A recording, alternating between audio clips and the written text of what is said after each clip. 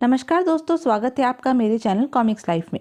शुरू करते हैं मनोज कॉमिक्स की एक और मज़ेदार कॉमिक्स, छोटे क्रांतिकारी पार्ट 2। फिर ग्रेग के आदेश पर जहाज का एक व्यक्ति मोटर बोट पर उतर आया और उसने मोटर बोट के दोनों कुंडों में क्रेन से जुड़ी जंजीर फंसा दी। मैं सीढ़ी पर चढ़ रहा हूँ, मोटर बोट ऊपर खींच लो। वह व्यक्ति सीढ़ी द्वारा जहाज पर चढ़ गया। मोटर बोट को क्रेन द्वारा ऊपर खींचा जाने लगा।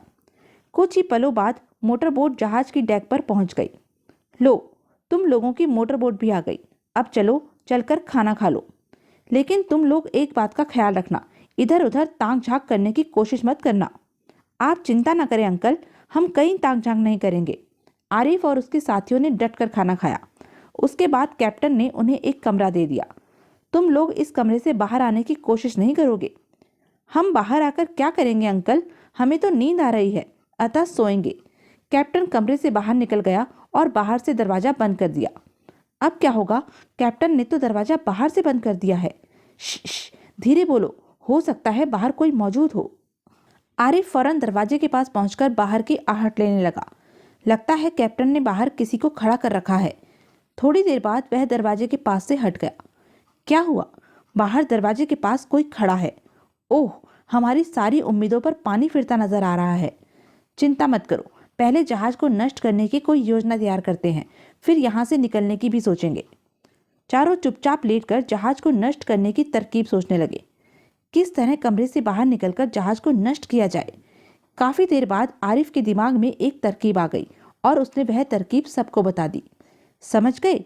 अच्छी तरह। बस तो फिर आधी रात होने का इंतजार करो। आधी रात को मर गया, हाय बहुत तेज दर्द है, अरे डॉक्टर को बुलाओ। आरिफ लपक कर दरवाजे के पास पहुंचा। मर गया, जल्दी से दरवाजा खोलो, मेरा दोस्त मर रहा है। फौरन बाहर से दरवाजा खोला गया। क्या बात है, क्यों चिल्ला रहे हो? देखो, पता नहीं क्या हो गया है, मेरे दोस्त को बुरी तरह दर्द से तड़प रहा है। गार्ड कमरे के अंदर आ गया। बहुत तेज दर्द है, लगता है यह ज्यादा खा गया है, इसीलिए इसके पेट में दर्द हो रहा है। तभी आकाश ने पास रखा स्टूल उठाकर गार्ड के सिर पर दे मारा। धड़ाक! चोट खतरनाक थी। गार्ड का सिर फट गया और वह वहीं ढेर हो गया। आरिफ ने फौरन उसकी गन उठा ली और दरवाजे की ओर झपटा। दरवाजे के पीछे पहुंचकर, जब मैं इशारा करूं तो तुम लोग भी बाहर आ जाना। आरिफ ने दरवाजे से गर्दन निकालकर बाहर झांका। गैलरी सुनसान थी। अपने साथियों को इशारा करके वह बाहर आ गया। उसके साथी भी बाहर आ गए। बड़ी खामोशी से हमें आगे बढ़ना है, जरा सी भी आहट न होने पाए। वह चारों बड़ी सावधानी व खामोशी से आगे बढ़ने लगे। हमें किसी भी तरह उन गोदामों तक पहुंचना है जहां गोला बारूद और हथियार रखे हैं। जल्दी ही वह लोग एक मोड़ पर पहुंच गए। ओह, इस गार्ड को रास्ते से हटाए बिना हम आगे नहीं बढ़ सकते। फिर तुम लोग यहीं आड़ में रुको, मैं उसे यहाँ लेकर आता हूँ। आरिफ ने उन्हें अपनी योजना समझाने के बाद गन आकाश को पकड़ाई और दबे पांव उस गार्ड की ओर बढ़ा। कहीं गार्ड देखते ही गोली न चला दे। गार्ड ने उसे देखते ही गन तान ली। तुम लोगों से कमरे में रहने के लिए कहा गया था, फिर तुम बाहर कैसे आ गए? गार्ड ने तुम्हें रोका नहीं? उसी ने तो मुझे भेजा है। उसके पेट में बहुत तेज दर्द हो रहा है, उसने तुम्हें बुलाया है। ओह, चलो। गार्ड आरिफ के साथ चल दिया, लेकिन मोड़ पर पहुंचते ही धड़ाक! गार्ड एक ही चोट में बेहोश हो गया। आरिफ ने उसे दीवार के सहारे खड़ा कर दिया और उसकी गन उठा ली। आओ चलें।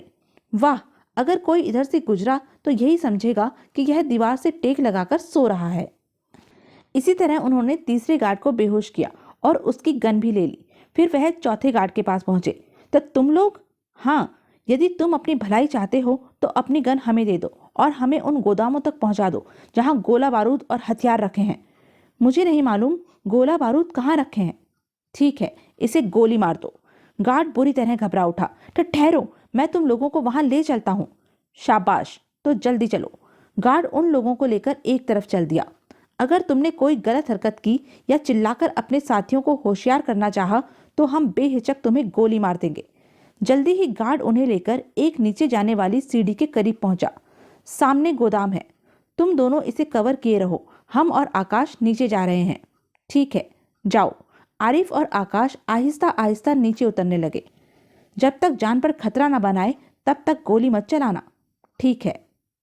गोदाम के दरवाजे पर बैठे गार्ड पूरी तरह लापरवाह शराब पीने में मगन थे, इसलिए जब तक उन्हें सिर पर मंडरा रहे खतरे का एहसास होता तब तक धड़ाक धड़ाक, आह, ओह। उनसे निपटने के बाद आरिफ ने अशोक और करीम खान को भी नीचे बुला लिया। नीचे आने से पहले उन्होंने निशाने पर लिए हुए गार्ड को बेहोश कर दिया था। फिर गोदाम का ताला खोलने में उन्हें ज्यादा समय न लगा। दरवाजा खोलकर वह चारों अंदर प्रवेश कर गए। ओह, इतना ढेर सारा गोला बारूद।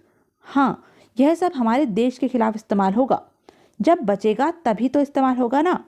चारों पेटियां खोल खोल कर देखने लगे। इसमें तो हथगोले हैं, इसमें गोलियां भरी हैं, इस पेटी में बारूद भरा है। काम की चीज तो इसमें रखी है। अगले ही पल तीनों करीम खान के पास पहुंच गए। वाह, टाइम बम! इनसे तो हमारा काम बहुत आसान हो जाएगा। इस पेटी के सारे टाइम बम निकालकर गोदाम में फिट कर दो। फिर आरिफ टाइम बमों में 2 घंटे बाद का समय सेट करके उन्हें देता गया। वह तीनों उन्हें जगह जगह छुपाते गए। एक टाइम बम इस बारूद की पेटी में रख देता हूँ। 10 मिनट के अंदर उन्होंने एक पेटी टाइम बम पूरे गोदाम में फिट कर दिए। आओ अब चलें, अभी हमें बहुत सारे काम करने हैं। 2 घंटे बाद यह जहाज नष्ट हो जाएगा। इस बीच हमें इस जहाज से दूर निकल जाना है। इसके बाद वह लोग डेक पर पहुंच गए। डेक पर 4 गार्ड बैठे ताश खेल रहे थे। तुम और करीम ड्रमों की आड़ लेकर उनके पास पहुंचो और उन्हें कवर कर लो। मैं और आकाश मोटरबोट नीचे उतारते हैं। ठीक है, जाओ, हम इन्हें संभाल लेंगे। अशोक और करीम खान रेंगते हुए ड्रमों की आड़ लेते हुए उनके निकट पहुंच गए। अगर यह जरा सा हिले तो भून कर रख देना।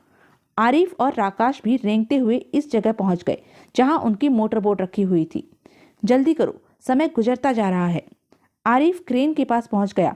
आकाश ने क्रेन की जंजीर के हुक मोटरबोट के हुक में फंसा दिए। उठाओ, आहिस्ता से। ठीक है। अगले ही पल मोटरबोट क्रेन के सहारे हवा में झूलने लगी। शाबाश, धीरे धीरे, आवाज न होने पाए। आरिफ ने बड़ी सफलतापूर्वक मोटरबोट को समुद्र में उतार दिया।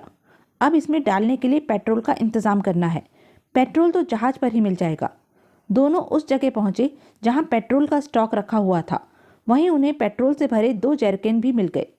इतना पेट्रोल हमारे लिए काफी है। दोनों जैरकैन रस्सी से बांधकर उन्होंने मोटरबोट पर उतार दिए।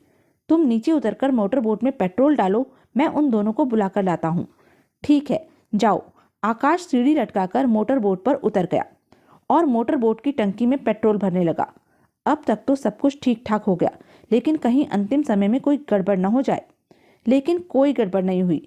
आरिफ, अशोक और करीम खान सही सलामत मोटरबोट पर पहुंच गए। पेट्रोल डाल दिया? हाँ, तो फिर चलो, 1 घंटे से ज्यादा समय गुजर चुका है। आरिफ ने चालक सीट पर बैठकर मोटरबोट को स्टार्ट किया और उसे समुद्र की छाती पर दौड़ा दिया। अब जहाज को नष्ट होने से कोई नहीं बचा सकता। हाँ, कोई नहीं बचा सकता। मोटरबोट की आवाज सुनकर चारों गार्ड बुरी तरह चौंक पड़े और भागकर रेलिंग के पास पहुंचे। अरे, वह लड़के तो मोटरबोट लेकर भाग रहे हैं। कैप्टन को खबर करो, लेकिन वह हमें गोली से उड़ा देगा। मोटरबोट तेज रफ्तार से जहाज से लगातार दूर होती जा रही थी।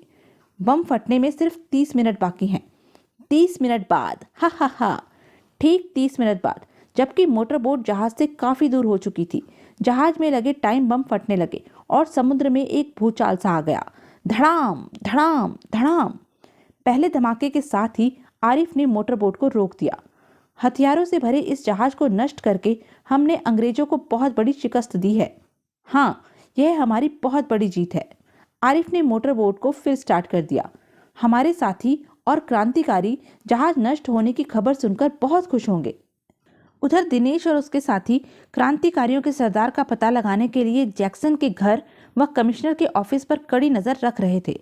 उन्हें इस बात का यकीन था कि वहां से जासूस और सरदार का सुराग जरूर लग जाएगा। 2 दिन बाद, अरे, यह भिखारी कमिश्नर के ऑफिस में क्यों जा रहा है? कहीं यह जासूस तो नहीं? उसका शक बिल्कुल सही था। भिखारी के रूप में जासूस लॉरेंस था। वह सीधा कमिश्नर के ऑफिस में पहुंच गया। ओह मिस्टर लॉरेंस, आप क्रांतिकारियों के सरदार को लेकर सीधे यहाँ क्यों नहीं आ गए थे? मैं जासूस हूँ, गधा नहीं। हमारे आने की खबर क्रांतिकारियों को लग गई है। इसका साफ मतलब है कि उनका कोई भेदिया यहाँ मौजूद है, इसलिए मैं सरदार को यहाँ नहीं लाया। आपने बहुत बुद्धिमानी से काम लिया। कुछ पूछताछ की सरदार से? हाँ, की थी, पर उसने अभी तक कुछ नहीं बताया, लेकिन जल्दी ही उसे मुंह खोलना पड़ेगा। कुछ देर वहां रुकने के बाद लॉरेंस फिर भिखारी के वेश में कमिश्नर के ऑफिस से बाहर आ गया। मुझे इसका पीछा करना चाहिए। शमशीर उसका पीछा करता हुआ विल्सन के घर तक जा पहुंचा। लगता है जासूस ने क्रांतिकारियों के सरदार को इसी घर में छुपा रखा है। शमशीर कुछ देर वहां जासूस के बाहर निकलने का इंतजार करता रहा, लेकिन जब जासूस बाहर न निकला तो वह अपने साथियों के पास चल दिया। साथियों के पास पहुंचकर मैंने उस जगह का पता लगा लिया है जहां जासूस ने क्रांतिकारियों के सरदार को छुपा कर रखा है। ठीक है, आज रात ही हम वहां हमला करेंगे। और फिर रात के अंधेरे में दिनेश और उसके साथियों ने विल्सन के घर धावा बोल दिया। जासूस के अलावा इस घर के किसी सदस्य को गोली मत मारना। हाँ, हमारी उनसे कोई दुश्मनी नहीं है। कमरे देखते हुए वह चारों उस कमरे में पहुंच गए जहां सरदार बंधा हुआ था। ओह, लगता है इन्हें जासूस ने बहुत यातनाएं दी हैं। हाँ, पर लगता है सरदार ने मुंह नहीं खोला है। दिनेश ने सरदार पर पानी डाल दिया। जल्दी ही सरदार को होश आ गया। आह, बहुत यातना दी है जासूस ने आपको। हाँ, पर वह मेरा मुंह नहीं खुलवा सका। अब वह यातना देने के लिए कुछ खतरनाक उपाय करने की सोच रहा है। सरदार के हाथ पैर खोलकर दिनेश और अमर ने सहारा देकर उसे खड़ा कर लिया। आप चल सकते हैं या नहीं? चिंता मत करो, मैं चल लूंगा। फौरन यहाँ से निकल चलो, वह जासूस का बच्चा आता ही होगा। तो यह थी अब तक की कहानी। आगे की कहानी जानने के लिए बने रहें मेरे साथ। और हाँ, मेरे चैनल को लाइक, शेयर और सब्सक्राइब करना ना भूलें। धन्यवाद।